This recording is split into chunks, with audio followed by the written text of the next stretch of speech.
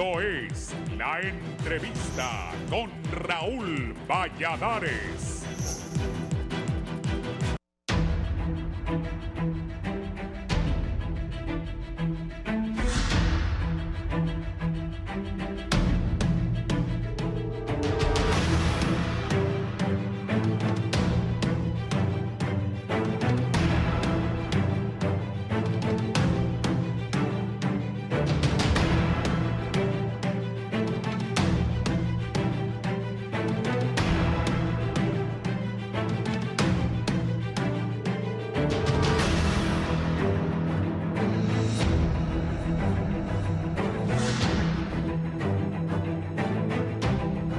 Desde la presidencia del Consejo Nacional Electoral, contando con el marco jurídico de la Ley Electoral de Honduras, habiendo sido publicado el acuerdo de convocatoria en el Diario Oficial La Gaceta, número 36.633, de 7 de septiembre de 2024, se convoca a los partidos políticos legalmente inscritos a elecciones primarias que se llevarán a cabo el día domingo 9 de marzo, para que elijan sus candidatos y candidatas a los siguientes cargos de elección popular: un presidente o presidenta de la República y 3 designados o designadas a la presidencia, 20 diputados o diputadas al Parlamento Centroamericano y sus respectivos suplentes, 128 diputados o diputadas al Congreso Nacional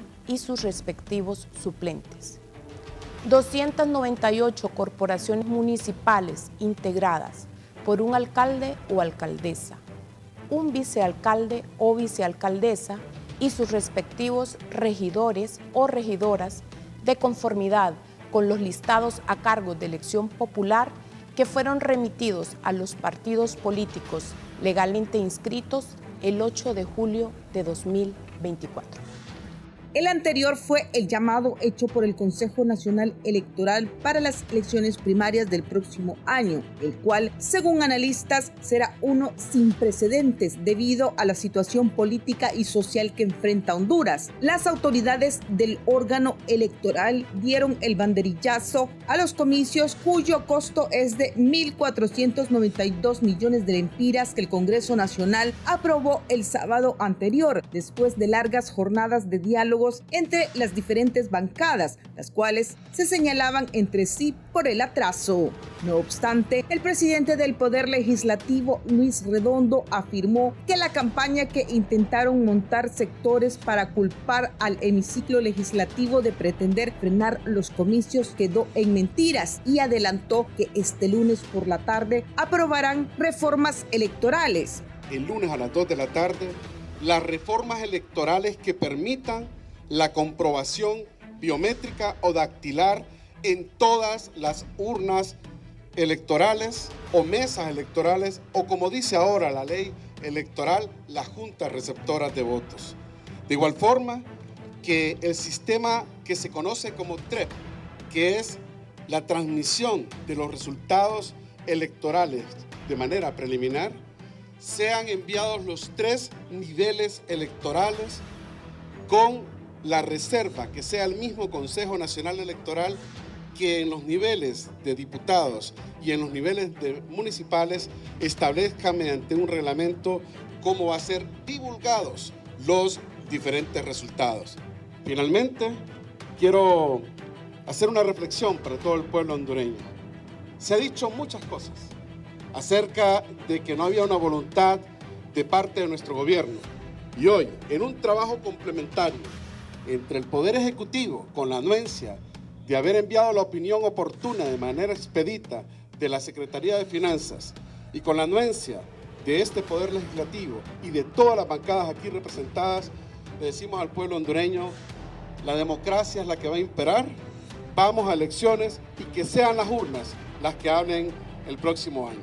Por lo pronto se está a la espera de dichas reformas y, de acuerdo a analistas, tomando en cuenta el presupuesto y el tiempo que tienen disponible, los cambios para hacer más transparente el proceso en el CNE, no tendría que existir inconvenientes el día de las elecciones. No obstante, expertos todavía no tienen claro si existen consensos para que se lleven a cabo las reformas, debido al rechazo que en su momento tuvo el bipartidismo, que acusó a Libre de pretender controlar las elecciones, y en respuesta el oficialismo señaló a nacionalistas y liberales de querer comicios al estilo Honduras. Por su parte, la sociedad civil confía en que será un proceso en el que se respete la voluntad popular y alejado de escenarios que dejen especulaciones o demerite el desempeño del Consejo Nacional Electoral, que tendrá 2 nuevas autoridades. Sectores piden al CNE tener un proceso similar al anterior y mejorando en esta oportunidad, y hacen un llamado a la clase política para evitar mensajes de odio y no interferir en lo que el pueblo decida en las urnas.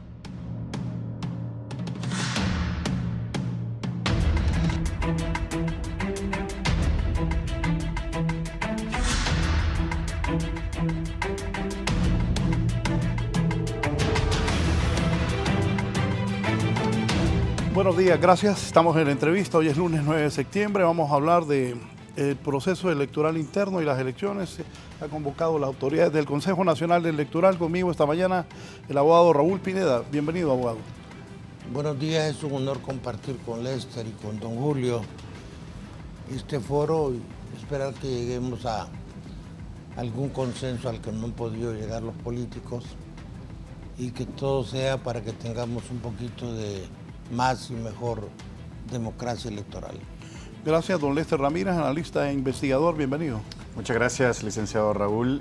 Buenos días. Tengo aquí al principio, cuando me introduje, 2 de mis mentores, uno de la derecha y otro de la izquierda. Y bueno, 2 personas que me han influido en mi pensamiento, entonces creo que vamos a construir cosas buenas. Gracias. Don Julio Navarro. Gracias. Gracias, Raúl. Encantado de estar en el programa en la antesala de la convocatoria o post-antesala de la convocatoria de elecciones primarias. Convocatoria de elecciones, ahí vio a los señores del Consejo, incluyendo a don Julio. ¿Qué piensa que viene? Con un exorbitante presupuesto. Yo creo que más de lo que hemos tenido.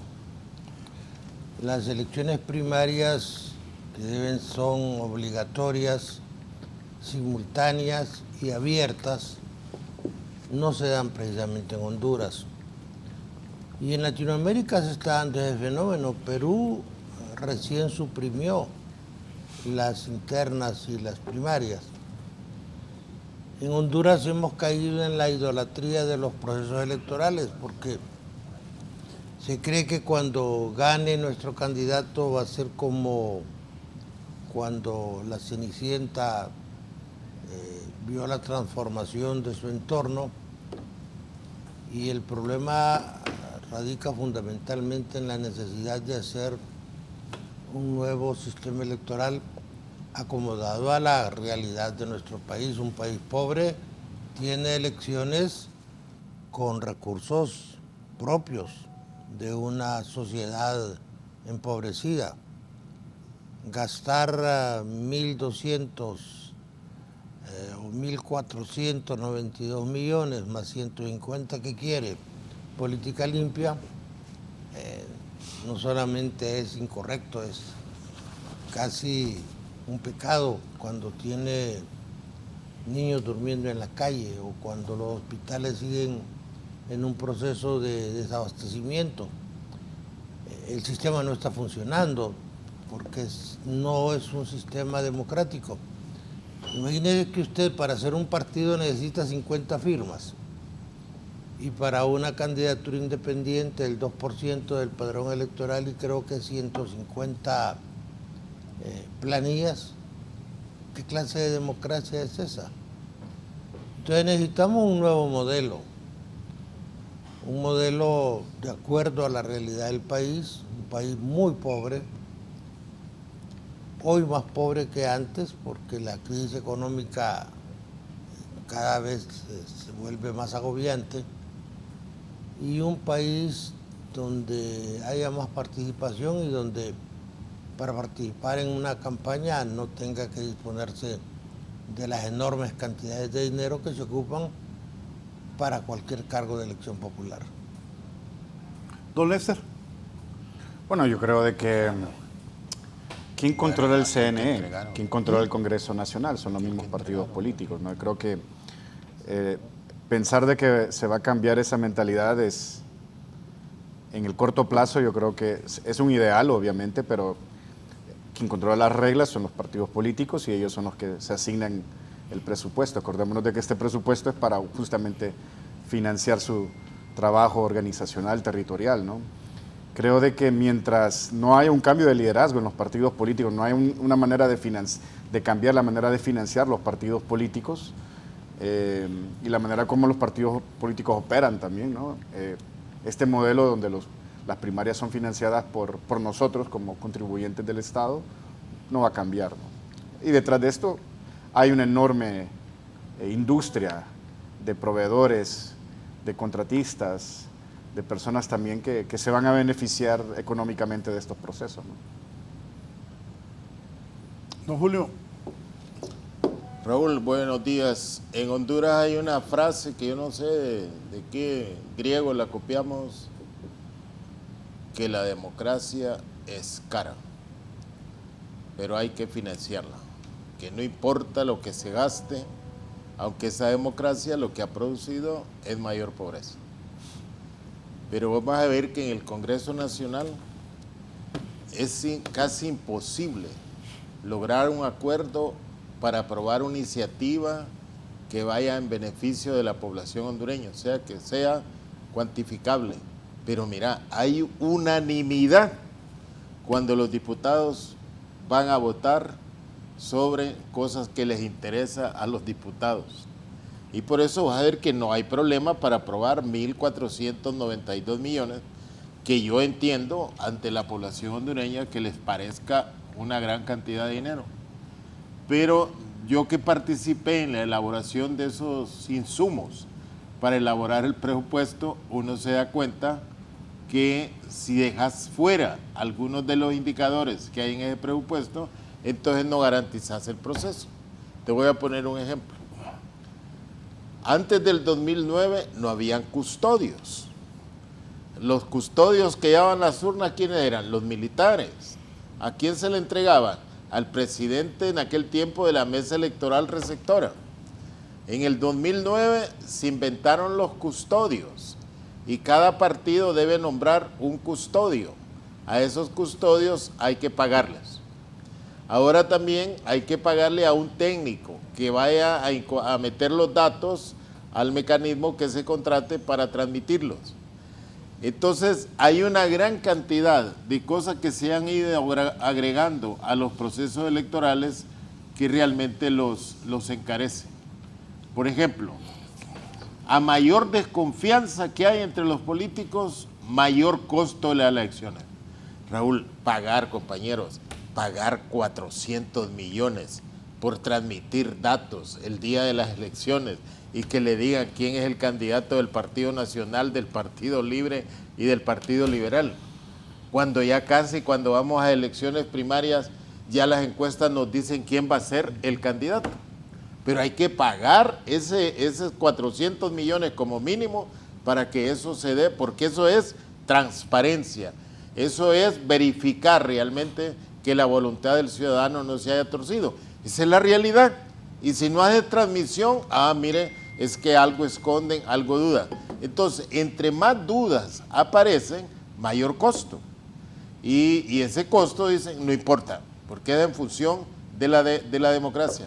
Entonces, yo creo que en Honduras necesitamos pactos de carácter electoral para no tener procesos electorales sumamente onerosos. Raúl, si uno hace cálculo, en las elecciones pasadas, llevar a un hondureño a votar desde el momento de documentarlo, costó 810 lempiras a Honduras llevar a una persona a votar. En primarias, esta vez ya no se va a hacer. En primarias, ¿sabe qué se ha hecho en Honduras? se manda a imprimir el número de papeletas de acuerdo a la población electoral. 6 millones. O sea, 6 millones para el Partido Nacional, 6 millones para el Partido Liberal y 6 millones para el Libre. Ahora no se va a hacer eso. ¿Por qué se ha hecho eso? Por parte de esas dudas que ustedes están presentando, ¿va? Que hay un entorno comercial que le interesa eso. Usted le da 6 millones de papeletas. ¿Cuántas papeletas usa cada uno de esos partidos? Sí, bueno, Libre no ha llegado a más de 500,000 en primarias. 400. Partido Liberal, si sube casi al millón, el partido... Entonces, ¿para qué invertir cante de esa cantidad? Entonces, los acuerdos pueden reducir los costos de los procesos electorales. También yo he criticado que tenemos procesos electorales que duran 15 meses. 15 meses dura un proceso electoral en Honduras entre primarias y generales. Eso gasta a los candidatos que tienen pocos recursos para participar. ¿Por qué no se reducen esos costos? Porque entonces usted afecta a las personas que sí tienen financiamiento para mantenerse durante un año en campaña permanente, en contra de los que no tienen capacidad para financiarse eso. Entonces, el modelo está hecho para que hayan en el Congreso diputados que duran 20 años y que no puede cuestionar usted el mecanismo de elección porque pone en peligro sus cantidad de poderes que ha venido acumulando en toda esta fase.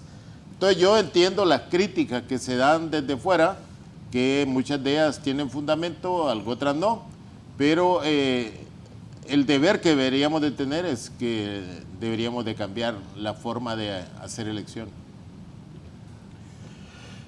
¿Era oportuno ese llamado? ¿Calma las cosas? Yo creo que no va a calmar las cosas. Mire, el problema es más profundo. ¿Las elecciones son democracia?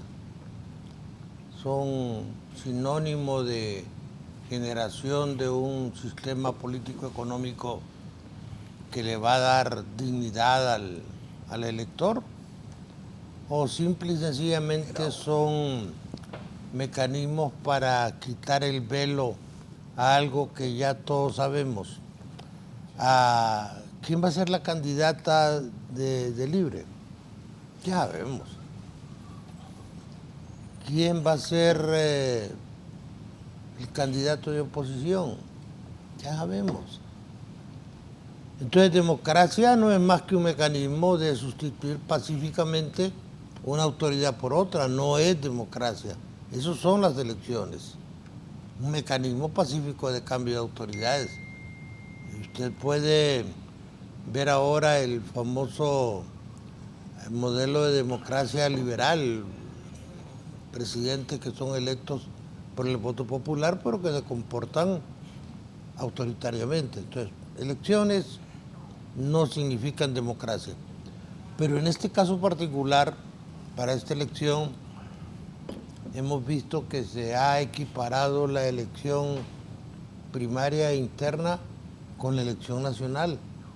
Aquí estamos actuando como si esta elección es igual a la elección general, que no revela nada y que siempre han sido manipuladas. Por ejemplo, en la última elección primaria, Partido Liberal saca 331,000 votos, Libre 400,000, Partido Nacional con Narri Azfura 681,000, que pudo habernos indicado que Azfura debería ser el presidente, y no fue así. Yo siento que debe haber una revisión, un planteamiento, porque elecciones no son democracia.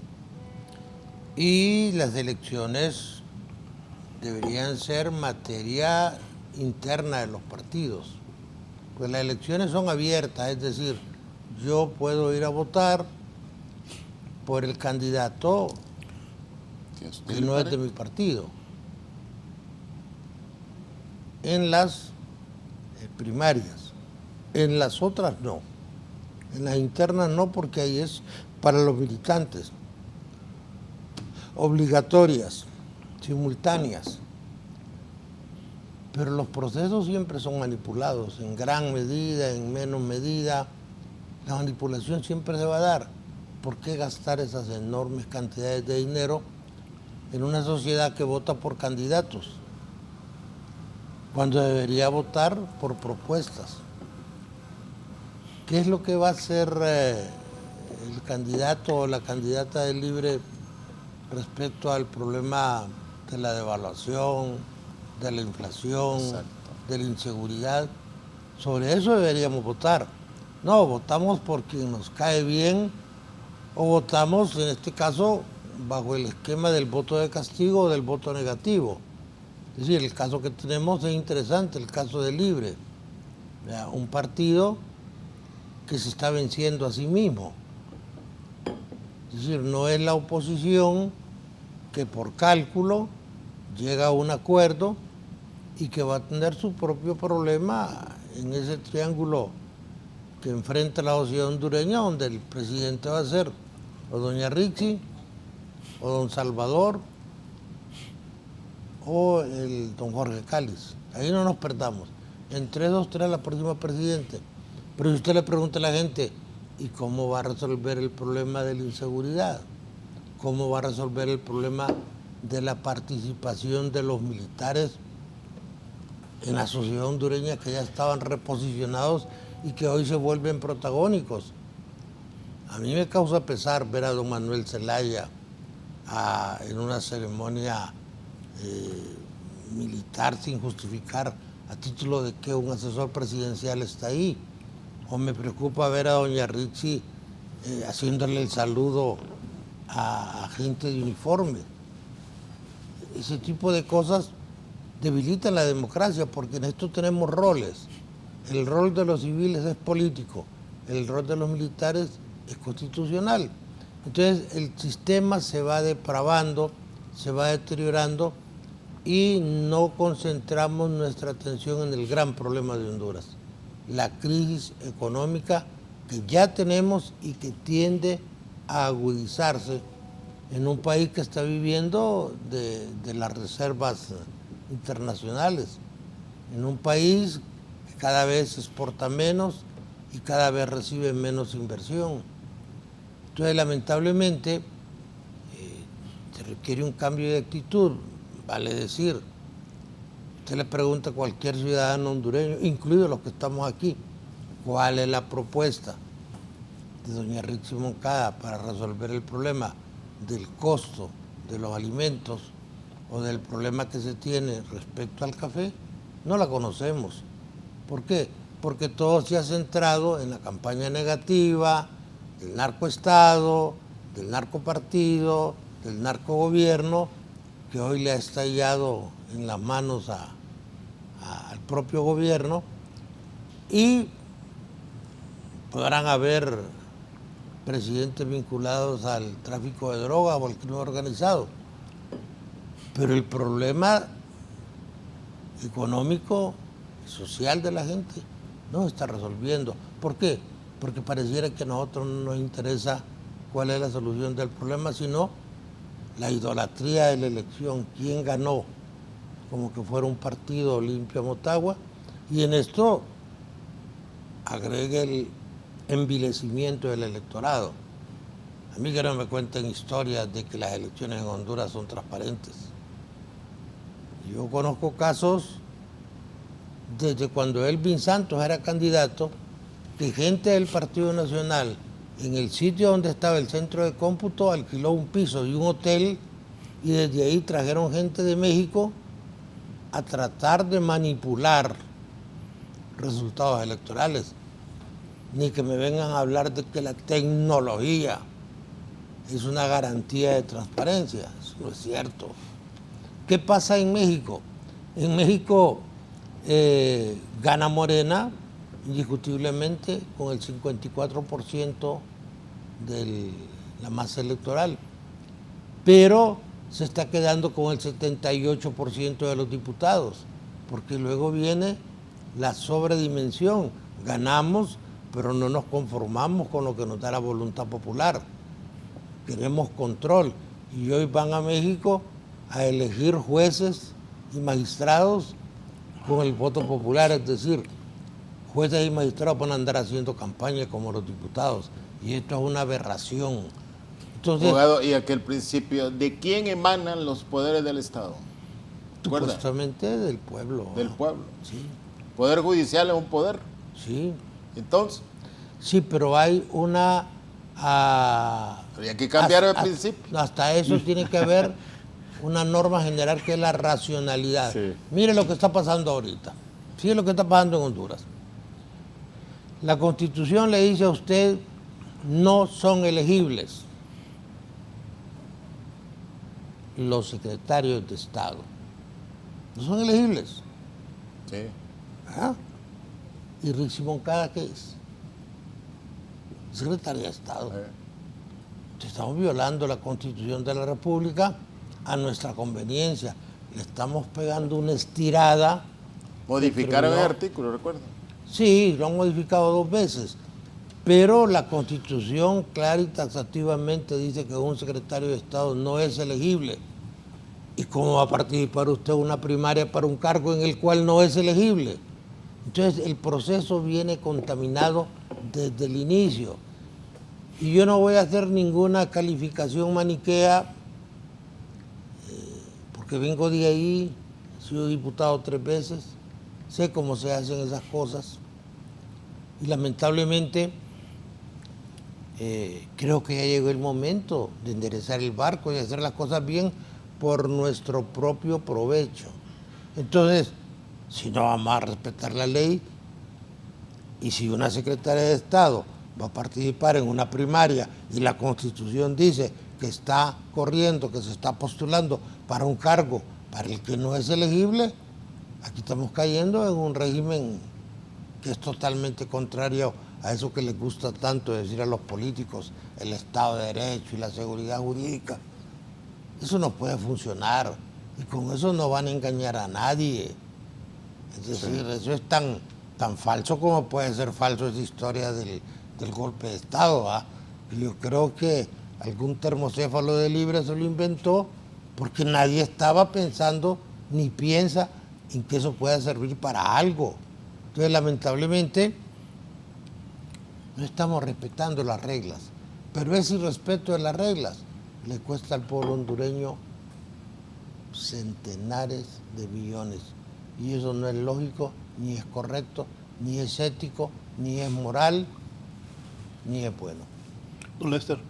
Interesante, muy interesante, porque creo de que, resumiendo lo que dijo el abogado Raúl Pineda, o sea, tenemos 2 tipos de democracias, una minimalista y otra maximalista, ¿no? La minimalista es la que simplemente busca asegurar elecciones, ¿no? La alternancia del poder. Y la maximalista es la que, además de elecciones, nos da derechos, valores, principios.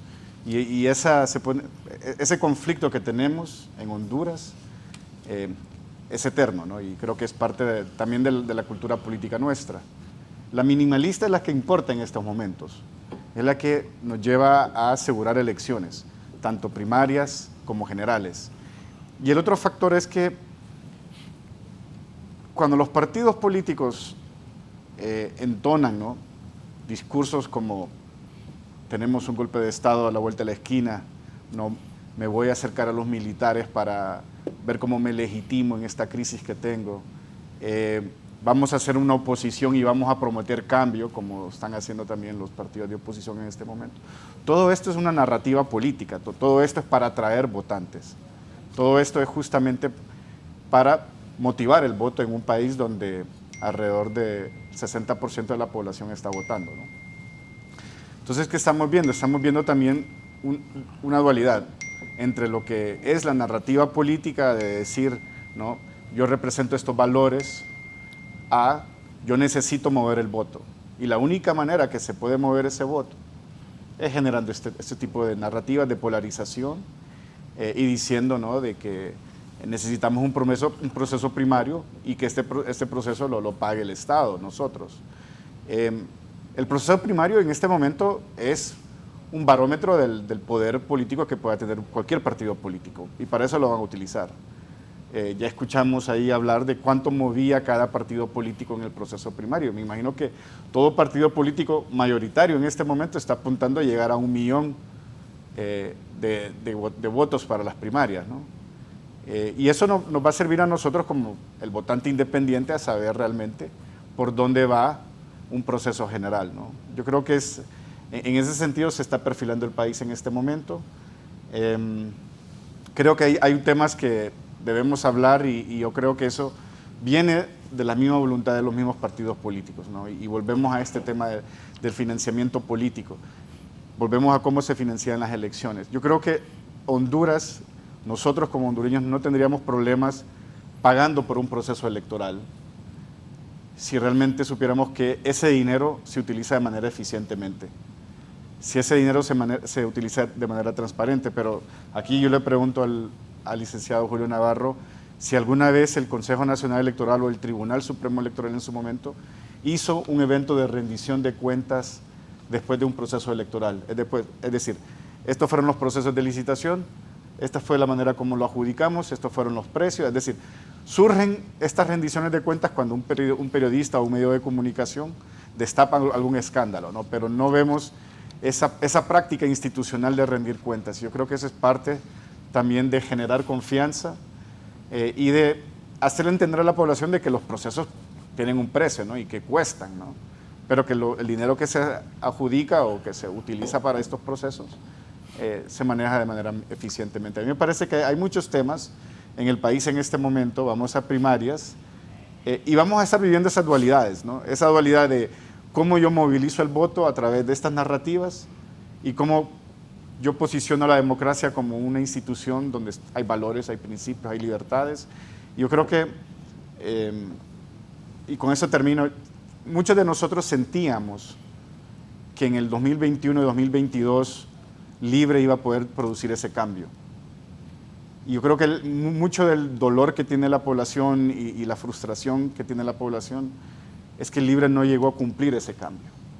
Y ahora le toca a un nuevo candidato, a un nuevo partido político, proponer esos cambios. Y esperemos que logre poder cumplir algunos de estas promesas de cambios, tanto de reconocimiento de derechos, del desarrollo económico, de mayor participación de la población en las decisiones públicas y obviamente también resolver el problema que tenemos en el Congreso, ¿no? Porque este problema del Congreso no es de Luis Redondo, no es de Mauricio Oliva, ese es un problema ya estructural que tiene el Congreso Nacional y que lo vamos a seguir teniendo mientras realmente no cambiemos la manera como se organiza el Congreso y cómo se toman decisiones en el Congreso. Entonces, hay mucha tela por cortar y con eso finalizo, ¿no? Es decir, vamos a estar escuchando estas narrativas que nos polarizan, pero nosotros como ciudadanos tenemos que estar pendientes de que este proceso electoral sea transparente, sea abierto y podamos participar libremente, ¿no?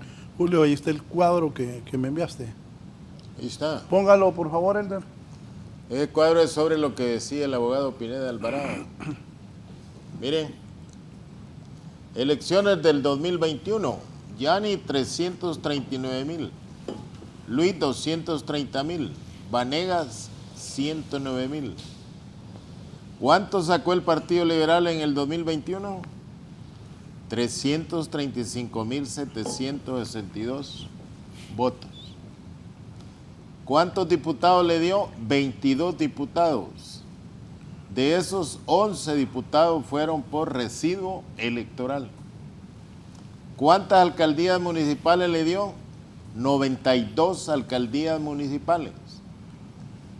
¿Cuántos municipios ganó el candidato del Partido Liberal? Solo San Buenaventura. Vea el Partido Nacional. Asfura, 681,700, Oliva, 290,000, total 972,000 votos. ¿Cuánto sacó en las generales? 1,240,000. ¿Cuántos diputados le dio? 43 o 44 diputados le dio. ¿Cuántas alcaldías? 142. ¿En cuántos municipios ganó el partido? Más o menos como en 114 municipios ganó el candidato presidencial. Libre. Primarias, Xiomara 400,000, Nelson 58,000, Reina 25,000, Méndez 22,000, 511,000 en primarias. Libre, ahí se ha mantenido más o menos en ese rango desde las primarias del 2012. ¿Cuánto sacó en generales? 1.700.000. ¿Cuántos alcaldes le dio ese 1.700.000? 50 alcaldes.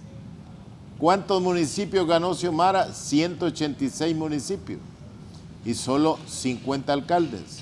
¿Cuántos diputados le dio? 50 diputados. Entonces, no hay una proporción sobre lo que usted decía de México. Sí. En México ven que el cambio va y entonces los partidos dicen a sumarse al cambio por la legitimidad que tiene eso. ¿Dónde se hacen las grandes transformaciones de paradigma en una sociedad como la nuestra? En base al esquema democrático que tenemos, deben de hacerse en el Congreso Nacional. ¿De dónde deberían venir las iniciativas? Pues del Poder Ejecutivo, le póngale.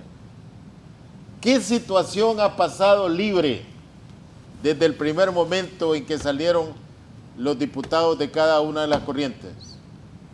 Comenzaron a organizarse, abogado, cómo birlarle el triunfo al Libre, cómo ponerle otra junta directiva que estuviera aliada con el pasado y no con el futuro que debería venir. Eso es una realidad, Porque mire, aquí siempre hablamos que hay crisis, pero si usted se va a la teoría, Lester, las crisis explotan. Sí, aquí no hay crisis. Y aquí estamos ¿cuándo ha explotado una crisis? Constante fragilidad. ¿Cuándo ha explotado una crisis? Hay un acomodamiento de fuerzas increíbles. Usted decía hace poco, en Honduras no habíamos conocido que un diputado se pasara de otro partido. No. Hoy eso es normal, que un alcalde también se pasa de otro partido. Pero usted pregunta a la sociedad civil, eso es democracia, compañeros, porque el pueblo lo eligió a él y debe pensar como quiera. ¿Con quién se presentó a pedir el voto? Con un partido que representa una idea, que representa un proyecto de país, sea bueno, sea malo. Pero pregúntese. Entonces, todo eso está trastocado, porque hemos venido perdiendo identidades culturales que nos apegan a una forma de pensar y actuar. Hoy, Raúl, lo único perenne es que un Motagua no se hace Olimpia, ni un Olimpia Motagua. Pero ya hoy un nacionalista mañana puede aparecer como liberal o puede aparecer como Libre. ¿De acuerdo a qué? A conveniencia. Entonces, ¿la ha tenido difícil Libre? Cuando usted pregunta, el pueblo está frustrado por Libre, dice. ¿Ha tenido condiciones Libre para gobernar? Pero si Libre tuvo que luchar para que le aprobaran el presupuesto general de la República. Y aquí y eso es una realidad. Le corto la idea un poco. Cuando uno tiene un problema, uno como persona, y le suceden cosas malas a uno tiende a echarle la culpa al mundo. Y muchas veces los problemas inician internamente. Y yo siento que nuestros líderes políticos actúan de la misma manera. Creo que tiene que haber un proceso también de reflexión interna. ¿Cómo nosotros como Libre nos gobernamos? ¿Cómo nos gobernamos como Partido Nacional? ¿Cómo nos gobernamos como Partido Liberal? Y yo creo que muchas veces los problemas que tienen los partidos políticos nacen internamente y después se externalizan. Ejemplo, el problema que ha tenido el Partido Nacional con el narcotráfico. Es un problema interno. El problema que ha tenido el Partido Libertad con la falta de disciplina es un problema interno. Y esos problemas internos después repercuten y ¿qué hacen los políticos? Muchas veces, bueno, no, es el sistema. Es que han montado toda una barrera y un plan para desestabilizar al gobierno. Claro. Yo digo, sí, pero ¿cuántas cosas ustedes internamente no han hecho que han creado también situaciones de conflicto? Yo me acuerdo, y con esto yo termino, me acuerdo el día que el Libre ganó, el 28 de noviembre del 2021. Una de las palabras que dijo la presidenta electa en aquel momento, Xiomara Castro, y lo dijo en la casa de Libre aquí en el Umuya, vamos a llamar a una reconciliación nacional. ¿Dónde está esa reconciliación? Yo creo que si hubiese llamado a un proceso de reconciliación con tantos votos que ganó en este proceso, que ha sido la segunda vez después del retorno a la democracia que un candidato ha obtenido tantos votos, creo que el país estaría diferente, el Congreso estaría diferente. Y eso yo creo que es algo que, una lectura que Libre debe hacer, ¿no? Yo le acepto que el Partido Libre ha tenido problemas para gerenciar la victoria, sin duda. Porque usted vio, la candidata del Partido Libre no le dieron ni chance de celebrar. Las mismas fuerzas internas de Libre, manipuladas con incentivos por otros sectores. Entonces, la situación en ese sentido es que le digo yo que ha sido sumamente difícil. Aprobar cosas en el Congreso que puedan tener una trascendencia para hacer una remodelación del modelo económico han sido realmente difíciles. Las reformas electorales tampoco se han planteado, porque para eso usted ocupa votos, para presentar una iniciativa en el Congreso Nacional y asegurarse los votos necesarios para aprobarlo.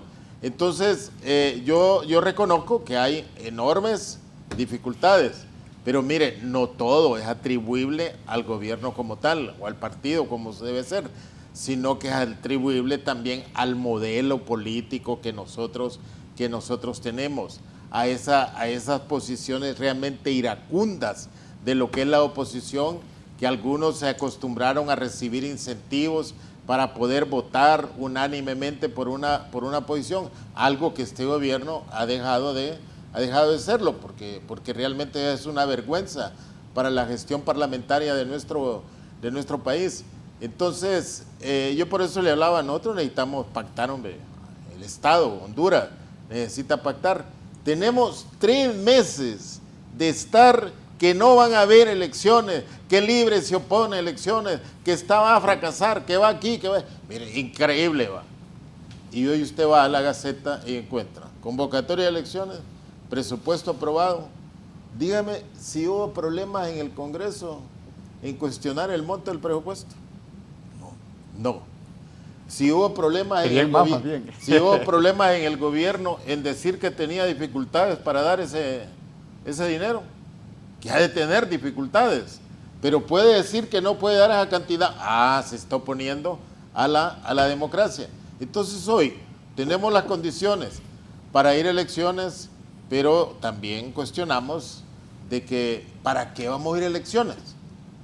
¿Nada más para una confrontación de descalificación? ¿O vamos a ir a elecciones, como dice el abogado, realmente para hacer propuestas? Que la gente tenga la capacidad de discernir cuáles son mejores y cuáles son realmente demagógicas o cuáles están llenas nada más con el pasado. Entonces, ese es el esfuerzo que debemos de hacer. Vea, usted ve las pautas que hay en Honduras, ve las pautas. ¿Quiénes fueron las fuerzas fundamentales para que en Honduras volvieran a haber elecciones en 1980? Fueron los periodistas. Si uno se va a los periódicos de esa época, usted no ve los partidos reclamando elecciones. Melgar los contentó con el famoso, ¿cómo se llamaba, Raúl? El consejo. Ahí los conformó y ahí los tuvo.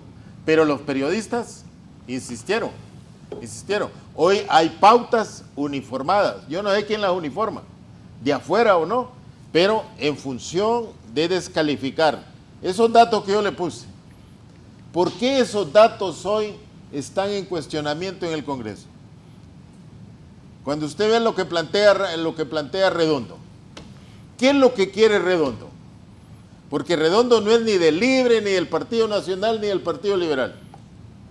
Abogado, usted ha dicho que los procesos electorales son irregulares y confiesa que usted fue diputado 3 veces, producto de esas irregularidades. Y hay que aceptarlo, ¿no? Redondo, ¿qué plantea hoy en día?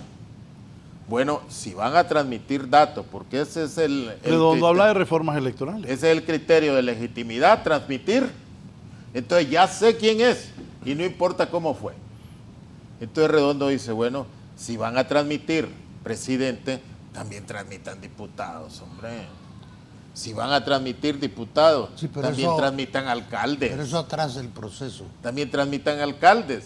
Pero mire, una cosa es mejor que se atrase y que tenga un alto grado de credibilidad, a que sea rápido y que esté lleno realmente de cosas que no deben de ser. Entonces, Redondo, ¿qué es lo que busca? Proteger a los diputados. Abogado, cuando usted ve la papeleta de Francisco Morazán y ve la papeleta de Cortés, o sea, ¿qué cosas no suceden ahí? Cuando le dicen, Lester, no queremos transmisión de datos, mándenos la fotografía del acta nada más. ¿Por qué? Aquí en un hotel me mandan la fotografía y entonces yo comienzo a transcribir lo que dice el acta, la transcribo. No quiero que me la manden de allá transcrita. Sí. ¿Por qué la transcribo yo aquí? Porque mire, el diputado que tiene mayor capacidad de aportar gente para que vaya a la transcripción, ese lleva una ventaja sobre el pobre que no puede, hombre. Sí, yo creo que... Y le dice, mire, los unos que me perjudiquen, convertirlos en 7. Los 6 que me perjudiquen, convertirlos en 8. Los 12 que sean dudosos. En las elecciones del 2021, ¿qué se hizo? ¿Se transmitió datos? Se transmitió datos. ¿A través de qué? De la inteligencia artificial. Increíble, mire, todo eso no lo han dicho los técnicos del Consejo Nacional Electoral. Usted ponía el acta y aquí estaban los números y la inteligencia artificial se los interpretaba y los escribía. Y los escribía así, transcritos, y eso enviaban acá. Hoy, ¿por qué los diputados se oponen a que transcriban datos? Porque están creando un elemento como este que planteamos ahí. Necesitamos que en las generales un partido salga con una enorme cantidad de votos y que de ahí para allá comencemos a decir que si pierde ese partido es porque hubo fraude. Y entonces esa es la lucha que hay ahorita, Lester. Bueno, esa es la lucha que hay. Pero no lo veo muy convencido con todo lo que ha expuesto Julio aquí. Es decir, porque hemos, como le dijera, transitado la ruta tradicional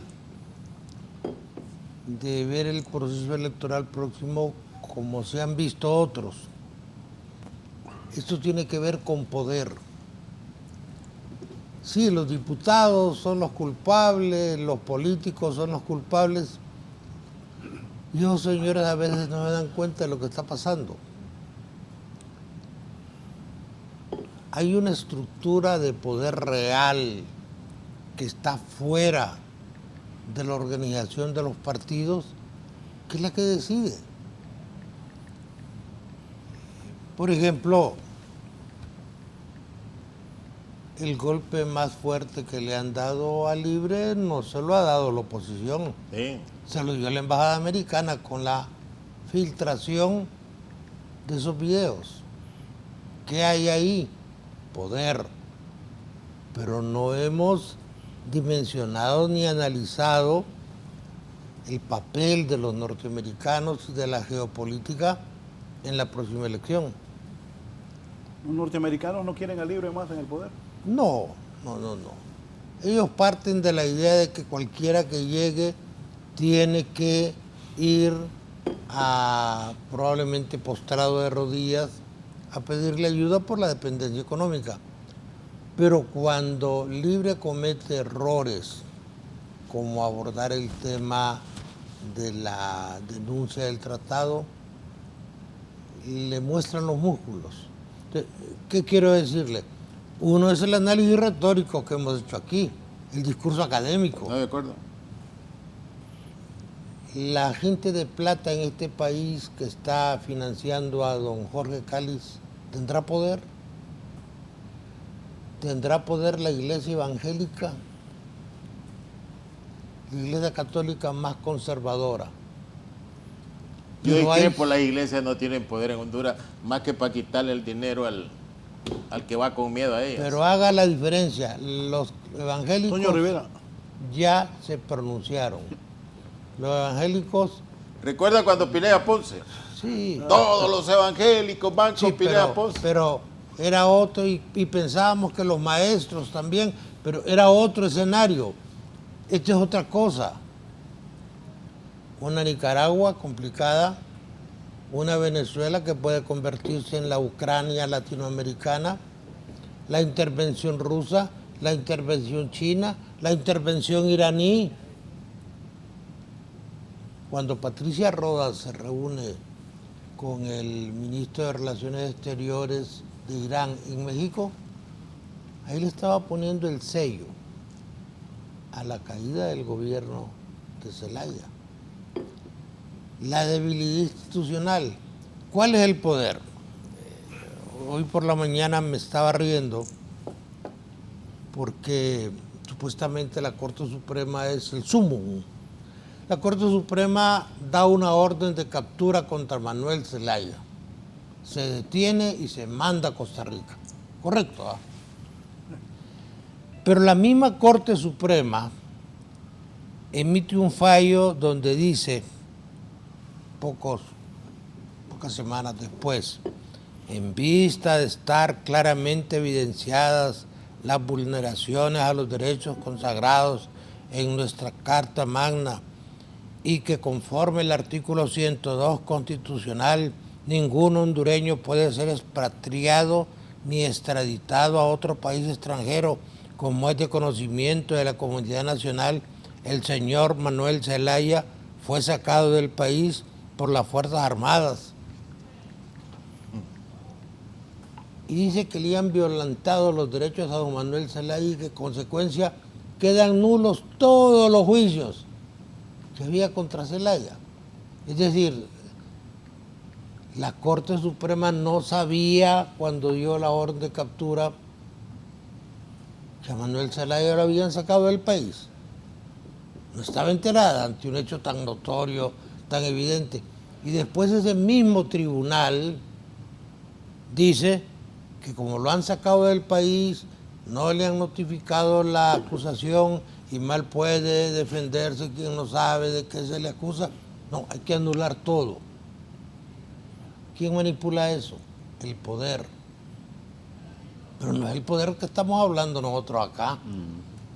El poder de los números. No es el poder que se gana en las urnas. Los que menos poder tienen en este país son los diputados. Ellos son unos pobres señores y señoras de provincia que sirven para venir a estos programas. Por cierto, ahora hay 14 programas de estos solo en la mañana a querer cambiar la realidad nacional y a generar para divertimento de gente como Valladares una confrontación y una polémica. Por cierto, parte del sistema de transmisión de datos es atribuible a Valladares. Valladares en HRN decía, última hora, los últimos informes que tiene la N grande dice que ganó fulano de tal y ese ganó. ¿Ese era el TREP? El TREP, y no nos costaba nada. Valladares decía, ganó fulano, la gente abandonaba las mesas y venía el que ganaba por la declaración de Valladares a disponer lo que quería. Y yo vi que diputados que salieron lo borraron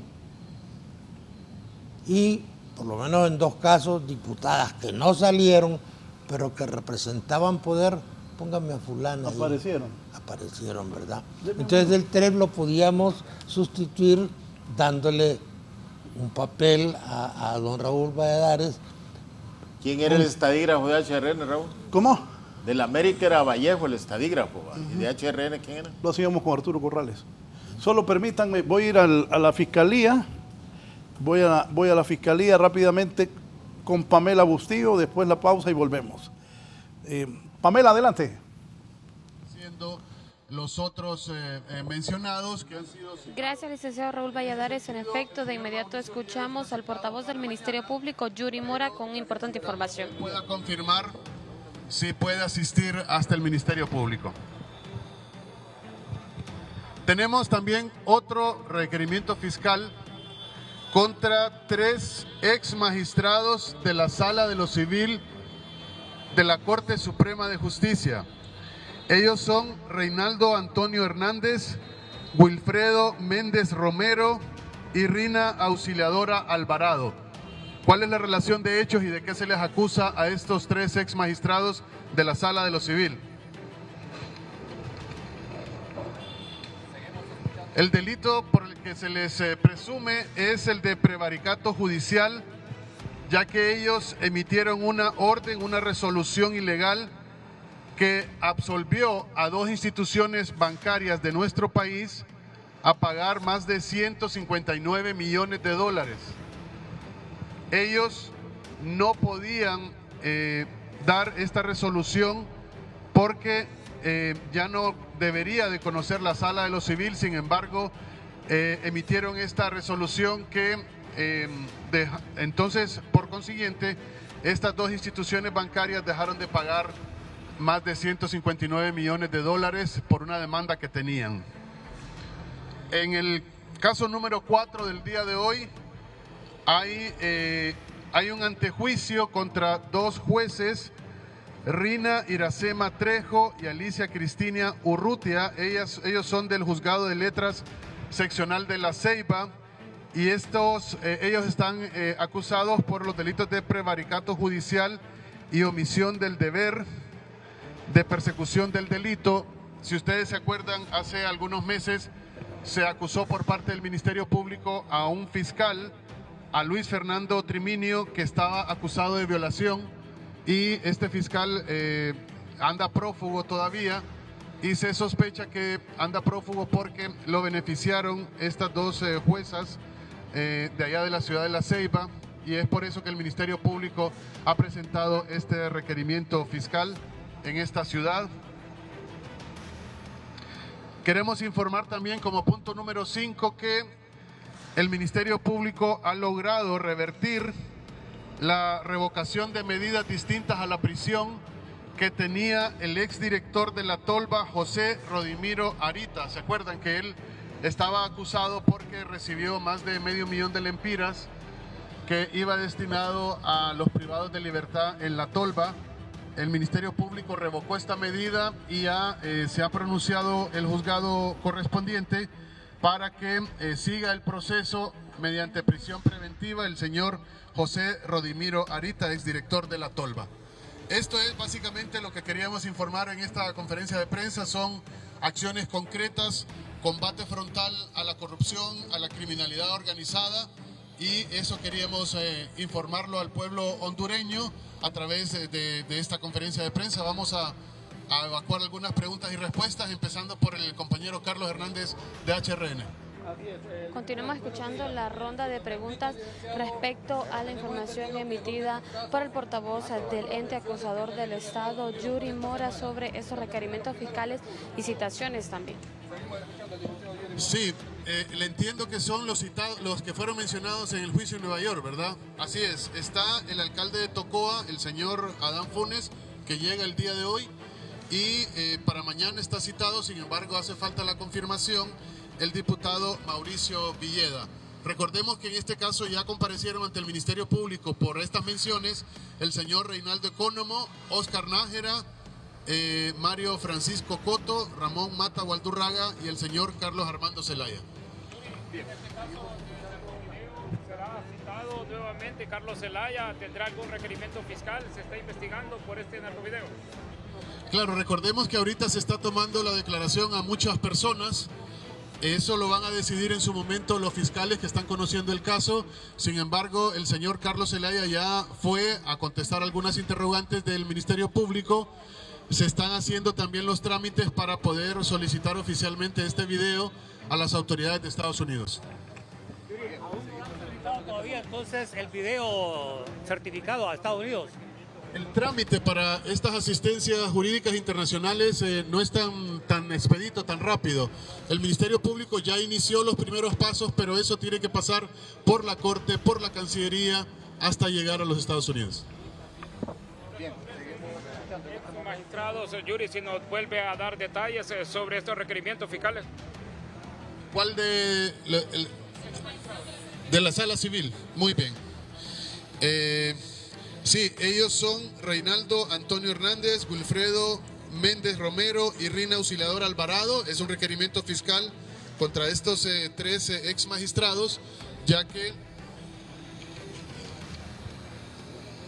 emitieron una orden, una resolución que favorecía a 2 instituciones bancarias privadas con más de 159 millones que tenían como demanda, y es por eso que el Ministerio Público en este requerimiento fiscal los está acusando de prevaricato judicial. alguno de estos casos hay aseguramiento de bienes, hay órdenes de captura? ¿Cómo está la situación legal de estas personas? Ahorita en la operación que es en el sector del Lempira, en lo que hay únicamente es aseguramiento de 18 inmuebles, 12 vehículos, 3 sociedades mercantiles que pertenecen al exalcalde de Lepaera, al señor Edgardo Antonio Murillo Cruz. Él tuvo un incremento patrimonial durante estuvo como alcalde de 19 millones de lempiras y de acuerdo a las investigaciones hay posibles nexos con crimen organizado y narcotráfico. Gracias. Bien, escuchamos al licenciado Yuri Mora, portavoz del Ministerio Público, brindándonos detalles en torno a requerimientos fiscales por supuestos actos de corrupción, entre ellos 3 magistrados de la Sala de lo Civil por una supuesta resolución que favorecía a una institución bancaria, así como también las citaciones para esta semana para quienes fueron mencionados en el juicio del expresidente Juan Orlando Hernández.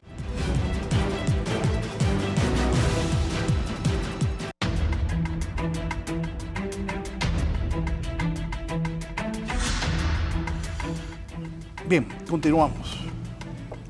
Sobre lo que decía don Raúl Pineda, aquí me escribe el precandidato nacionalista Jorge Alberto Zelaya Munguía, saludos a Jorge, a Zenia, y me escribió otra persona también. Cuando yo estaba en HRN hacíamos una encuesta a boca de urna, después que cerraba la votación, dábamos la encuesta. Así di como ganador al doctor Carlos Roberto Reina, a don Carlos Roberto Flores, a don Ricardo Maduro Lloes y a Mel Zelaya.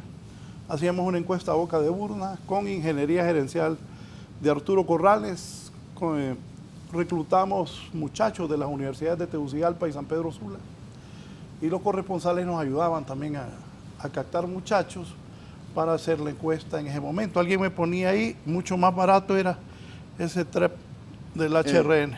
Claro. ¿Verdad? Por supuesto. Licenciado.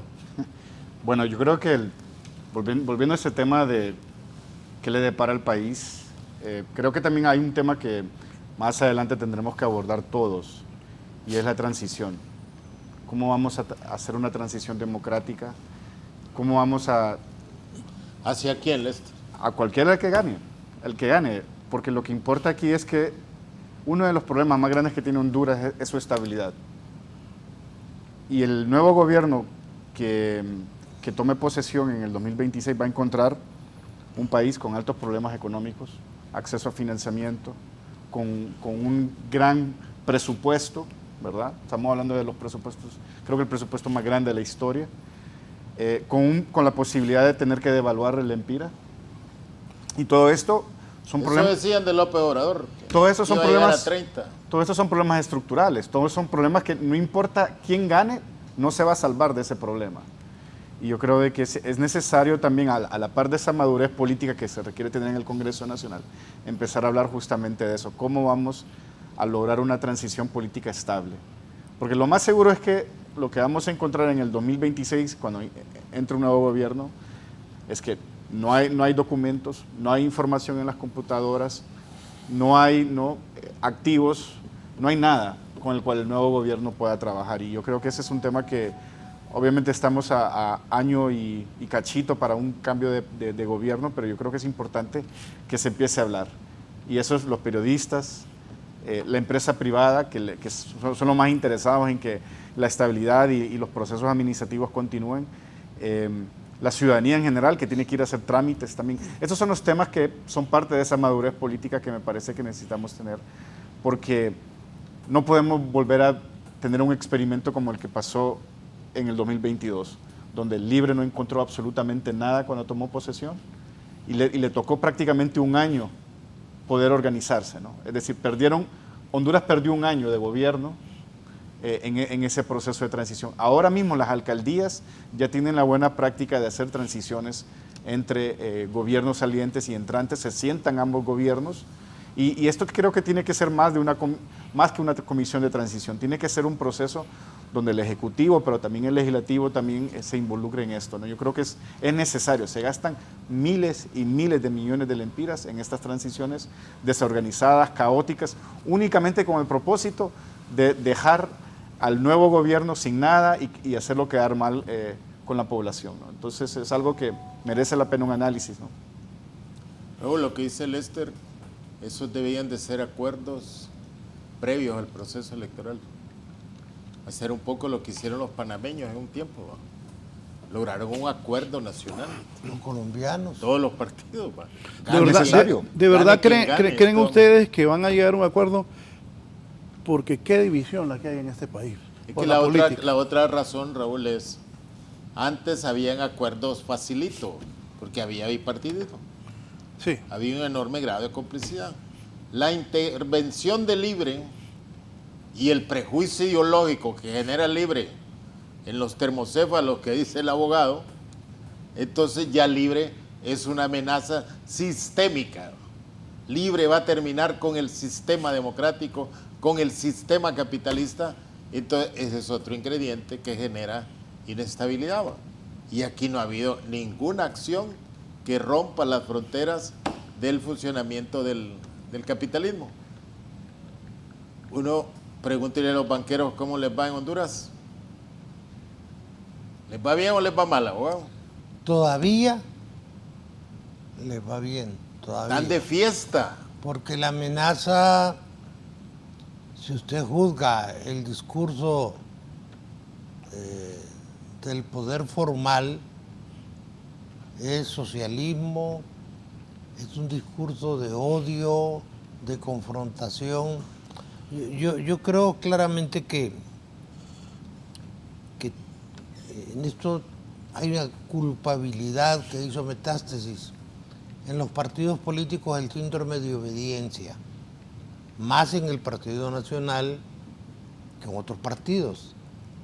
Lo que diga el hombre, lo que diga el jefe, lo que diga el mandón de turno, este síndrome de obediencia le ha hecho un daño tremendo a la democracia. Segundo... ¿Y usted cómo hacía? ¿Cómo hacía usted cuando era diputado? No, pues míreme dónde estoy, manteniendo distancia de mi partido porque yo sé para dónde van.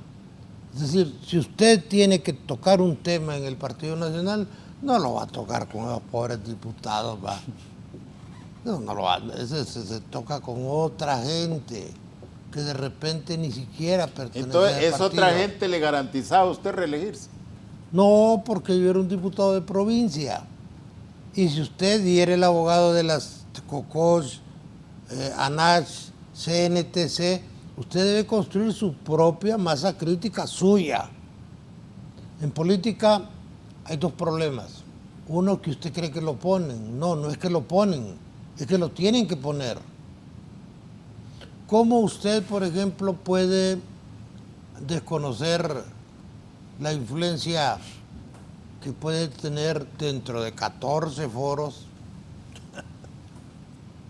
Renato Álvarez, Raúl Valladares y el señor Vanegas? ¿Cómo? Yo miro la presión que sienten los políticos, los aspirantes, cuando vienen a estos 3 programas, ¿va? No les gusta, se sienten agredidos, pero tienen que ir. Así es en política. Construya su propio capital político para que mantenga usted algún nivel de vigencia. Yo tengo 50 años de estar viniendo a estos programas y de 10 invitaciones que me hace Valladares le acepto 2, a veces menos. Y uno pregunta quién va a estar también participando. 2 o 1, ¿por qué? Por la sobreexposición. Así es. Por que usted debe cuidar su credibilidad. Yo platico con muchísima gente. Miro que la gente, por ejemplo, y esto sin el mínimo interés de molestar a nadie, sufre un cierto desencanto con Julio, mi amigo, porque esperaban un Julio comportándose en el tribunal o en el consejo como se puede comportar acá, ¿va? Con absoluta independencia, deliberante, y allá las cosas son como son, no como uno quiere que sean, ¿va? Hay 2-1. Y la mayoría es la mayoría, aunque no tenga la razón, que es el otro gran problema de la democracia. La mayoría ni tiene la verdad siempre, ni tiene la razón siempre. Pero Honduras es un país modesto. Vean los candidatos que tenemos. Son gente modesta. Y los otros que tenemos no tienen interés. Se envilecen. Entonces, aquí se ocupa una reforma política. Una reforma política que va a hacer usted en 4 años. Nosotros monitoreamos mucho el comportamiento electoral. Y le decía a Valladares que me he quedado sorprendido del último crecimiento de Salvador Narrala. Y le preguntaba a un amigo, ¿y por qué? Porque no ha dado declaraciones, me dice. Como está callado, ha crecido, me dice. Y veo los problemas de Jorge Cáliz, por ejemplo, que está concentrando el fuego del gobierno sobre su propia persona, comportándose como activista y no como candidato. Si usted maneja una campaña, tiene una persona que es el que se encarga de hacer la campaña de la mano izquierda, que es el que va a cuestionar, que es el que va a ofender, que es el que va a denunciar. Usted se mantiene en función de cómo lo quiere ver el electorado. Y al electorado le gustan los candidatos peleones. No, a nosotros nos gustan ver los foros donde hay candidatos peleones, pero al electorado no. No puede estar inventando la democracia cada 4 años. Narrala está pensando en un tren que va a venir de Puerto Cortés. ¿Tren bala? Tren bala.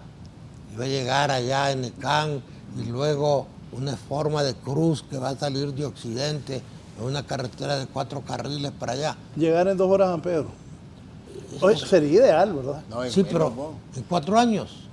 ¿Con financiamiento de quién? Es decir, yo le he dicho, mire, no se autoalabe, ponga otro que diga que usted es un hombre extraordinario, que es un superhéroe. Porque Narrala tiene una ventaja. Hasta ahora nadie lo puede cuestionar como una persona que no es honrada. Y en este momento el país demanda una persona honrada. Y soslaya que tenga otras limitaciones. Pero a mí me sorprende que cuando se calla, se dispara. Y el otro cuando habla, concentra todo el ataque del gobierno y el odio del gobierno sobre su propia persona y su entorno inmediato. Ese tipo de política más o menos sofisticada, fina, no la ponen en práctica. Sí. Seguimos bajo un esquema equivocado. Mire, no nos perdamos. Libre se quiere poder quedar en el poder a como dé lugar. No estemos pensando en ese modelo de que se van a ir muy contentos a su casa cuando venga el proceso de conteo de votos. Libre se ha acercado a los militares y a los policías, a los cuales aborrecen, porque quieren tener la fuerza disuasiva que en algún momento les permita imponerse. No creo que los militares apoyen a Libre a hacer eso. Dudo, creo que la policía está un poco más cooptada, pero no creo que los militares... No, además, eso que usted plantea, abogado, es un escenario como el del tren bala de Narrala. No se equivoque, Julio. Te lo digo de un muy buen nivel de Libre. Libre ya no toma las decisiones por y ante sí. Hay decisiones que vienen de fuera. Y Libre no va a entregar ¿De el fuera poder. de dónde? ¿Venezuela? Venezuela es una provincia de Cuba. Y aquellos, los mexicanos, los venezolanos y los cubanos, esos son muy buenos profesionales. Libre ha logrado el 100% de lo que se ha propuesto por la asesoría exterior. Ellos por sí mismos son muy, pero muy limitados. ¿va? Ellos son buenos para andar quemando llantas y quebrando vidrios. Tienen gente buena, pero no le abren espacio porque Libre se parece al Partido Nacional en eso, que entre más bruto es usted, más futuro tiene, ¿va? Entonces, y aquí tiene un ejemplo. ¿A dónde? Aquí con Julio. Yo esperaba que Julio se quedara en el tribunal. Sonreíte. ¿Por qué? Y le voy a decir por qué. Hace muchos años que crearon un curso de cartografía electoral que lo patrocinaba Wilfredo Méndez. Solo llegamos 4 personas. De esas 4 personas, uno era Julio Navarro. Un hombre que estudiaba el tema, tiene credibilidad, no es cerrado como un bombillo para decir la oposición es mala y nosotros somos buenos, somos impolutos. No, lo quitaron sin pena ni gloria. Y esas son realidades. Abogado, sobre eso, mire, la Autónoma dio un diplomado sobre cartografía electoral. ¿Cuántos fueron? Hoy hay una buena cantidad, hay como unas 28 personas en el Consejo formadas en eso, ya con toda la tecnología necesaria para saber dónde se va a colocar realmente una urna, qué espacios territoriales tiene, qué población hay a su entorno, cuál es la distancia entre uno y otro. Pero los traslados siguen malos. Usted sigue votando donde vivió hace 20 años. Sí. Pero ese es del registro también, ¿verdad? Y fíjese que hay otra cosa sobre traslados. Yo al menos ya descubrí que los traslados los hacen los alcaldes. Potrerillos del Paraíso, municipio pequeño, casi 500 traslados. Claro, ¿para qué? ¿Para qué? Mire, el alcalde la vez pasada, en las últimas elecciones, ganó por 110 votos. Es nacionalista. Y entonces se ha dado cuenta que él necesita trasladar. Nueva Armenia. Entonces le ha sacado a los nacionalistas de Tupacenti, de Moroselí, de Jacaliapa, de Danlí, e incluso de aquí de Tegucigalpa. Y eso es democracia. Entonces, es democracia electoral no, eso. Pero fíjese bien, ¿por qué esos alcaldes tienen esa capacidad? Un pueblo como Potrerillos del Paraíso recibe 26 millones de lempiras anuales. 26 millones recibe para la población que tiene. Que si un alcalde visionario, con eso que hablábamos, que hubiera planificación o microplanificación, ¿va? Tendrían otra expectativa de desarrollo en el departamento. No, pero ellos invierten en cómo reelegirse. ¿Cómo se reeligen todos los alcaldes admirables? Dice, 25 años de ser alcaldes, ¿se da cuenta? ¿Ah? ¿Y cómo se reeligen? Ve el caso pues de invirtiendo en los votantes. Ve el caso de Tegucigalpa. En el Partido Nacional, por ejemplo, se cree que estamos en el esquema desde 40 años donde Tegucigalpa es cachureca. Sí, pero hay algo que hay que reconocer de Libre y de la presidenta, ¿no? Que después de una semana del escándalo, de los videos, de los narcovideos, están saliendo y reconociendo responsabilidad. Y volviendo a eso de que Lester, cómo nosotros resolvemos nuestros problemas, reconociendo el error. Yo creo que ahí ya hay como un paso. Y la pregunta es, ¿y la gente les cree? Bueno. Mire, hay un fenómeno interesante que es primario, que es popular.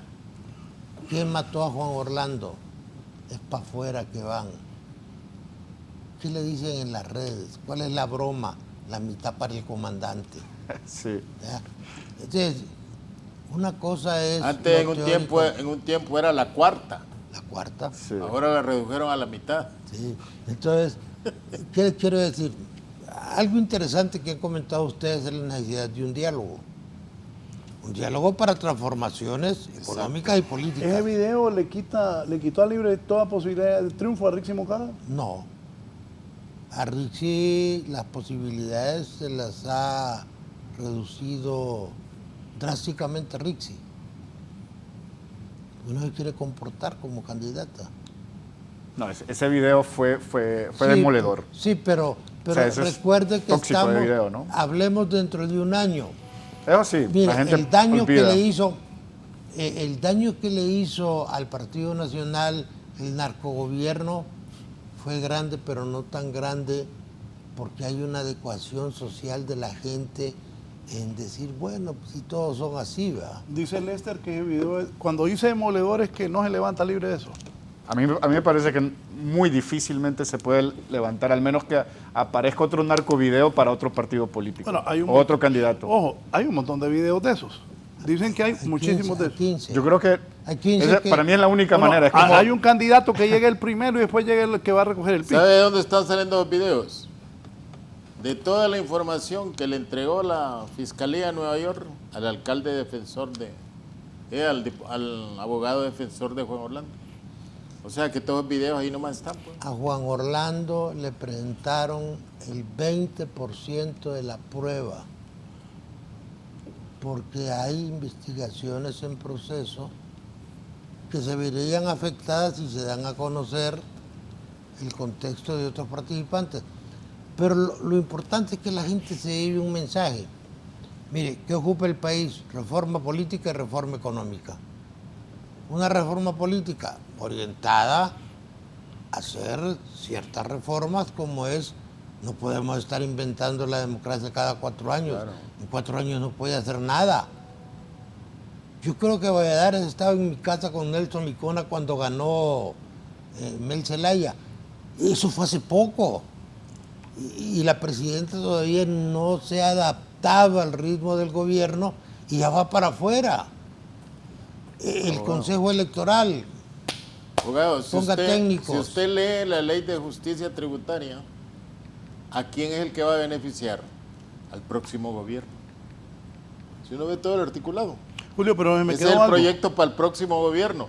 Y mire, radicalmente se opusieron a este gobierno. Porque tiene errores. Contéstame lo que dice don Lester, que cree que el Libre no se va a reponer de ese video.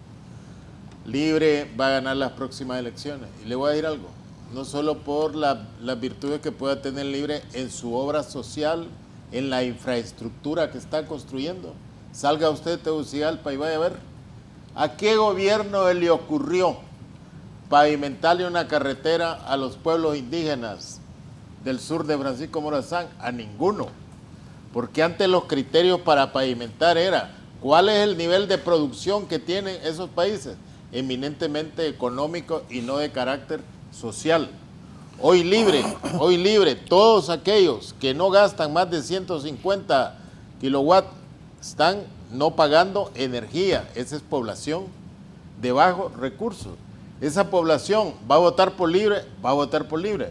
Entonces, Libre tiene méritos, pero también Libre se va a aprovechar de las enormes debilidades de la oposición. Dígame, ¿qué oposición es fuerte aquí fuera de las redes? Y la oposición en las redes la oposición es fuerte. Fuera de ahí, búsquela. Ahora, búsquela, no la encuentra. Narrala se retiró del BOC porque se dio cuenta que andaba a la cabeza del partido de gobierno que había estado. Ahora están inventando las antorchas, sin saber que culturalmente las antorchas tienen otro origen y son producto de otra generación no comprometida con el pasado, sino que ve el futuro. Entonces, mire, esos elementos van a ayudar a que Libre pueda seguir gobernando, pueda seguir ganando las elecciones. Por ejemplo, un hombre que le hace un enorme favor a Libre para que Libre se consolide es uno de los candidatos que está promoviendo el Partido Liberal. Cohesiona a la militancia de Libre por sobre las críticas internas que generan todos estos problemas que hemos tenido enormemente. Entonces, mire, la visión aislada que tiene lo que llamamos oposición aquí es un elemento que va a coadyuvar a que Libre se consolide como partido para dentro de año, 4 meses a elecciones. Falta enorme cantidad de tiempo donde la obra social, la obra física de infraestructura que está haciendo Libre se va a ver. Se va a ver. Ya. Ajá. Me convenció. Bromas. A mí me gustaría que el licenciado Navarro se quite el sombrero de Libre y se ponga el sombrero del académico y que nos diga realmente si realmente cree de que Libre va a poder ganar. Los académicos están en CNA. ¿Qué pasa con Libre? Y a mí me parece que Libre no va a desaparecer, pero Libre tiene que pasar por un proceso. Entonces, ¿quién pronostica usted que va a ganar? No sé. ¿Partido Nacional? No, lo más pero seguro, es capaz de pronosticar que Libre va a perder, debía pronosticar quién va a ganar. No, yo puedo decir el que tiene menos ventajas en este momento. Y ese narcovideo en este momento es una mancha. Y usted sabe de que el tema es de percepción, no es de quién hizo qué obra o quién ayudó a qué grupo minoritario, es la percepción que tiene la población. Y hace un par de semanas estuve hablando con uno de estos estrategas que les hace campaña a los candidatos, ¿verdad? Y él... ¿Extranjero? No, de aquí de Honduras. Y él me estaba diciendo que han estado haciendo estudios ya de grupos focales y temas de eso. Y la palabra que salía a flote constantemente entre las personas consultadas, que eran de diferentes edades y bagaje político, era familión. Esa es la palabra que la oposición va a utilizar. Y ahora salieron unos videos el viernes del partido de fútbol, la gente ya gritando eso. Eso es como el fuera jo. Esa es la versión fuera jo que el Partido Libertad y Refundación va a tener que cargar. A mí me parece que en estos momentos y en estos años, los partidos que continúan en el poder son muy pocos. Y si vemos toda América Latina, el voto de castigo es la tendencia. Y yo no soy antilibre, es más, necesitamos a partidos como Libertad y Refundación en nuestro sistema de partidos. ¿Por qué? Porque es el contrapeso al modelo de derecha, el modelo de mercado. Es necesario, pero también es necesario que pase por un proceso de reflexión interna y de un replanteamiento de sus liderazgos. Yo creo que eso es necesario. Eso al final le va a ser saludable al mismo Partido Libertad y Refundación. Ahora, Lester, miren, con todo lo que ha venido de Estados Unidos en estos momentos, pareciera que la intención de los norteamericanos es que agarremos el camino de Guatemala. Destruir todos los partidos y que aparezcan nuevos partidos, no, Julio, con nuevas opciones. No es lo de Guatemala. Hace poco estuve con dos excomandantes de Farabundo Martí y me decía una de ellas, el Farabundo Martí no tiene sede, no tenemos ni sede. Arena, que ganó 4 elecciones seguidas, solo tiene un diputado. Si no hay una rectificación saludable, para eso vamos. Lo de Julio es una tesis plausible, está dentro de lo posible. Que Libre gane es una posibilidad. Donde tengo mi reserva yo es por lo que vi en el gobierno de Callejas, que hubo una gran obra social, alguna con buenos efectos, eso de el subsidio a los 150 kilovatios, es lo que tiene quebrada el ENE con otros factores, ¿va? Es decir, un gobierno no puede hacer eso porque hay una gran pregunta. La gente está satisfecha, la gente agradece porque Juan Orlando Hernández le metió plata y regaló bonos y el Partido Nacional recibió una paliza electoral tremenda. Y era un voto de castigo. Hay otra cosa más. Pero el Partido Nacional no tanto. ¿Cuántos votos sacó? 1.200.000 y pico mil. Sí, pero con toda la 200.000 votos menos. Mire, 12 años que en las el del poder. fraude del 2017. Al libre lo salvan los norteamericanos. Y ahí tiene usted gente en el Consejo que sabe cómo participaron los norteamericanos, dejando un servidor señuelo para los diputados y dejando una elección transparente en los otros servidores. Es decir, en la medida que va aumentando la tecnología, las posibilidades de un sistema vulnerable son más grandes. ¿Qué quiero decirle? Libre tiene una ventaja sobre la oposición. Se quieren quedar a como dé lugar. La oposición está pensando en el modelo tradicional de elecciones. ¿Qué es a como dé lugar? Fraude, represión, uso de la fiscalía, descrédito. Ellos van a hacer lo que haya que hacer. Yo siento, abogado Pineda... Ellos no van a, no es cuestión de que quítese de ahí, don Raúl Valladares, que ahora me toca a mí. No. ¿Por qué? Porque nosotros conocemos una cara de Libre. La cara del bonachón de Manuel Zelaya, de don Carlos, de la presidenta. Esa es una cara. Pero esto es un proyecto político más grande, donde están jugándose Centroamérica, con una Guatemala que no saben los norteamericanos cómo va, con un Salvador que no controlan, con una Nicaragua totalmente contraria a ellos, una Costa Rica que no es ni chicha ni limonada, solo tienen Panamá, que es un liderazgo que ellos están impulsando. No pueden darse el lujo de perder Honduras. ¿Por qué? Por su base, por el aspecto estratégico, porque es la cintura del continente, porque los iraníes están en Nicaragua, más de 200 diplomáticos iraníes. Entonces, la visión de la oposición es parroquial, estamos viendo la elección y nuestro tema es quién controla el Consejo Electoral. La visión real es geopolítica, es más grande, tiene que ver con otros intereses, intereses que van por encima del mero hecho de ir a votar. ¿Que va a haber una confrontación? Va a haber una confrontación, claro. Va a llegar un momento en que Zelaya no va a controlar Libre. ¿Por qué? Porque Zelaya cometió errores.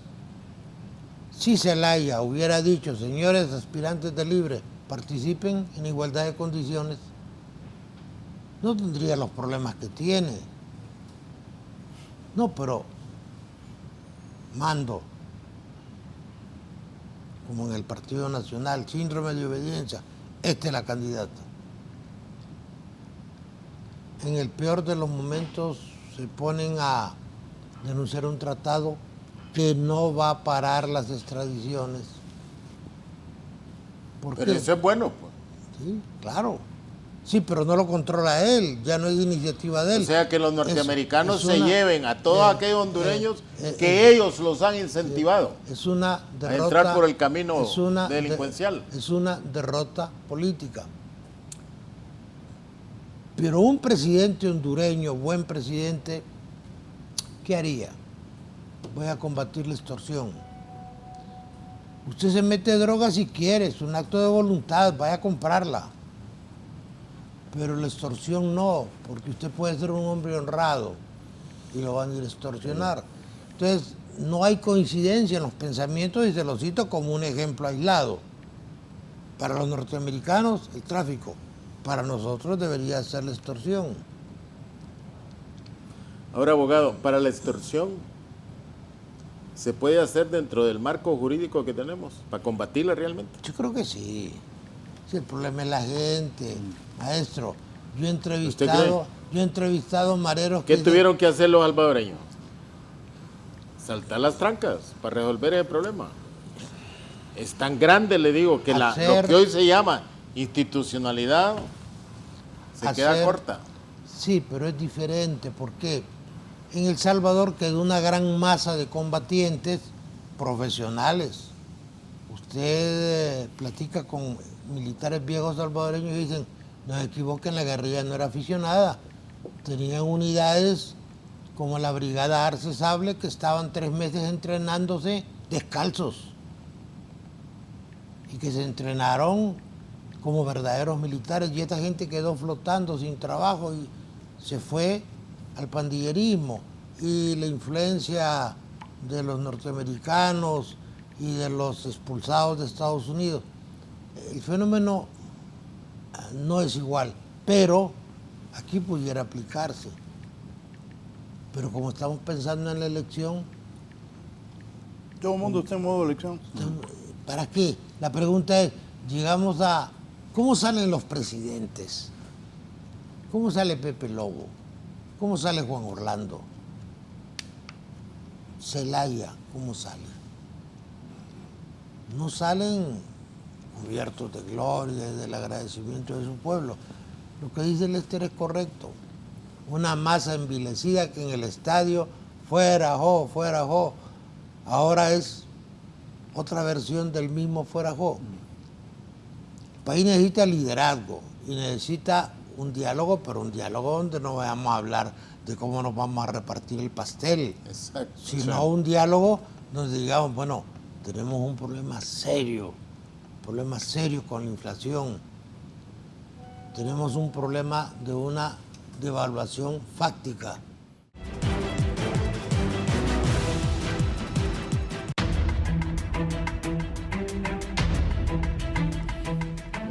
Conclusiones, Lester.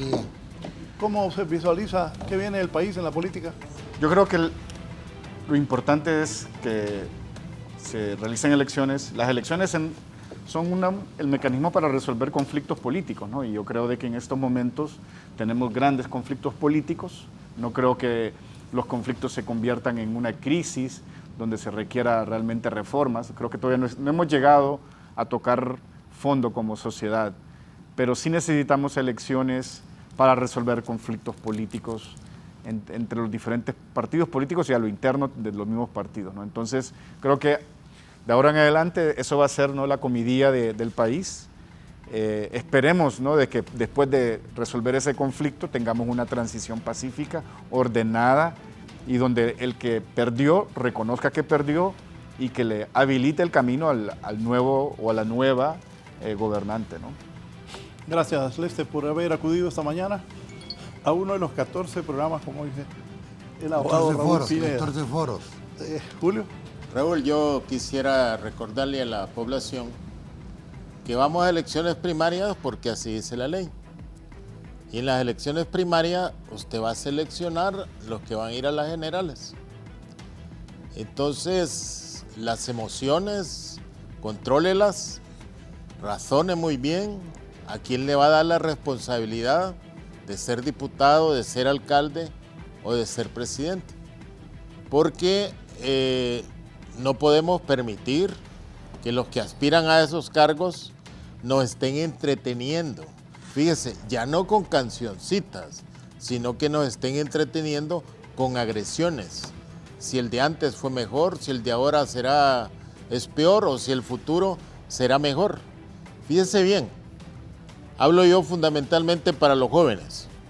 En el censo electoral hay 2.372.000 personas que son menores de 25 años, que no han votado en una elección primaria y que no van a votar para no darse color. Esos 2.3 millones es una población que le va mayormente a afectar si la situación del país no se endereza en base a un pacto de convivencia, de desarrollo económico que debemos de tener. O sea, las elecciones son un mecanismo para elegir autoridades, pero el proceso electoral debía de ser también un mecanismo de debate para llegar a acuerdos sobre los problemas estructurales u ocasionales que tenemos en nuestro país. Decían que no iban a haber elecciones, que el Libre las entorpecía. Vaya a la Gaceta y vea que hay una publicación de la convocatoria y hay una publicación del presupuesto. Hay elecciones. Ahora, sea inteligente en seleccionar a los candidatos. Abogado Pineda Alvarado. Decir que le hemos fallado a la gente. En el 85 hubo un 16% de abstencionismo. La última elección fue el doble de abstencionismo, lo que determina un desencanto real en el modelo democrático electoral. Ya es el tiempo de platicar.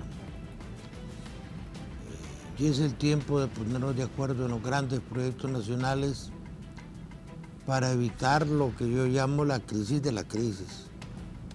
Yo sí siento que el país está en crisis y que nos quedamos muy atrás en desarrollo económico, social y democrático con respecto aún a los países del entorno centroamericano.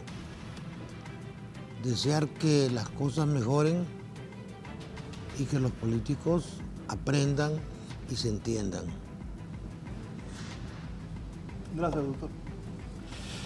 Bueno, en marzo, fecha, Julio, elecciones internas. 9 de marzo, vamos a elecciones primarias y también elecciones internas, con una característica, Raúl. Hoy no van a permitir que se inscriban movimientos internos que no tengan los requisitos. Cada movimiento interno debe tener 200 candidaturas municipales, 14 candidaturas de diputados y si es de libre tiene que llevar 36,000 firmas y si es del Partido Nacional 26,000 y si es del Partido Liberal tiene que llevar 7,000 firmas y si es de cualquier otro partido tiene que llevar 200 firmas. Ya no se va a permitir, según la ley, lo que pasaba antes, que por acuerdos políticos escribieron tantas corrientes como deseos tenían los candidatos al interior de los partidos, porque la ley se hizo realmente para respetarla. El otro elemento, va a haber en primarias huella digital. Nunca ha habido huella digital. De manera que en la huella digital, si a la urna 180 llegaron 100 personas en la colonia Kennedy a un centro electoral, tienen que aparecer 100 votos, ya sea nulos, positivos o no.